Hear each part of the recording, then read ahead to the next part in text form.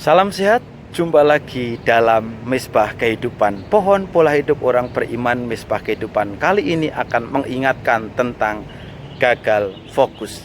Istilah lain dari dosa adalah hamartia. Dalam teks aslinya digunakan kata hamartia yang pengertian katanya sendiri berarti luncas, tidak kena sasaran atau meleset. Sebenarnya kata itu sendiri menurut etimologi tidak mengandung kejahatan.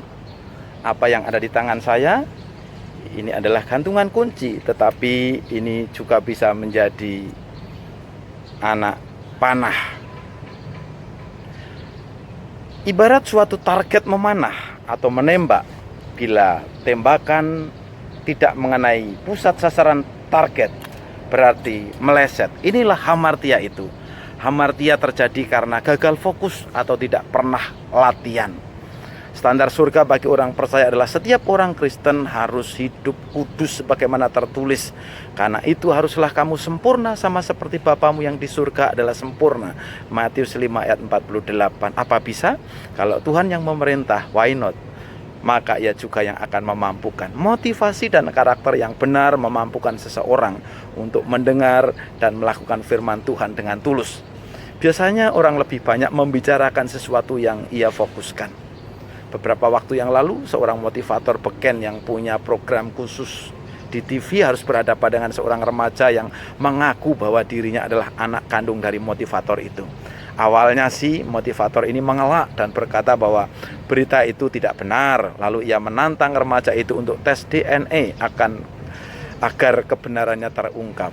Tantangan ini pun diterima oleh anak remaja tadi.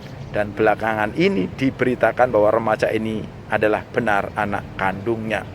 Nggak tahu kenapa setelah itu sang motivator ini tidak kelihatan lagi di TV. Mungkin muntaber, mundur tanpa berita, atau mungkin juga diputus kontrak kerjanya. Reputasi yang baik seharusnya bukan hanya sebatas pencitraan, tetapi juga harus nyata dalam seluruh aspek hidup seseorang. Jika seseorang hanya terlihat baik di luar, namun sesungguhnya tidak demikian, maka ia kelihatan hidup padahal mati. Jadi seperti bunga plastik. Hal ini mengingatkan kita kepada teguran Tuhan untuk jemaat di Sardis. Kata Tuhan, "Aku tahu segala pekerjaanmu, engkau dikatakan hidup padahal engkau mati." Wahyu 3 ayat 1. Bangunlah dan kuatkanlah apa yang masih tinggal yang sudah hampir mati, sebab tidak satu pun dari pekerjaanmu aku dapati sempurna di hadapan Allahku. Karena itu ingatlah bagaimana engkau telah menerima dan mendengarnya, turutilah itu dan bertobatlah. Karena jika engkau tidak berjaga-jaga, aku akan datang seperti pencuri dan engkau tidak tahu pada waktu manakah aku tiba-tiba datang kepadamu. Dalam sejarahnya, Sardis adalah kota kuat yang terletak di atas gunung. Karena kelalaiannya, kota ini tidak fokus dalam berjaga-jaga sehingga jauh ke tangan musuh. Dia pikir kota yang dibentengi dengan tembok raksasa di atas gunung, malam harinya tidak dijaga. Dan malam itu juga kota itu diserang oleh tentara Koresi. Kapan sebuah jemaat dikatakan mati? Bila jemaat hanya mengingat sejarahnya yang telah berlalu, kejayaan masa lalu, mengingat kegerakan Roh Kudus yang telah terjadi, karya-karya Tuhan yang telah terjadi di masa lalu, tetapi sekarang tidak memiliki sasaran atau goal, akhirnya gagal fokus. Suatu jemaat dikatakan mati apabila lebih mementingkan perkara materi daripada hal-hal rohani.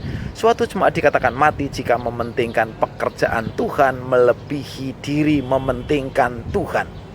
Dalam kekristenan, Yesus Kristus adalah pusat kehidupan. Ia harus menjadi fokus kita. Tuhan bagi orang percaya yang terutama dan utama. Hidup baru hidup. Fokuslah pada tujuan, yaitu Kristus. Maka kita tidak akan meleset dari sasaran, tetapi melesat ke sasaran. Selamat berlatih. Tuhan Yesus memberkati.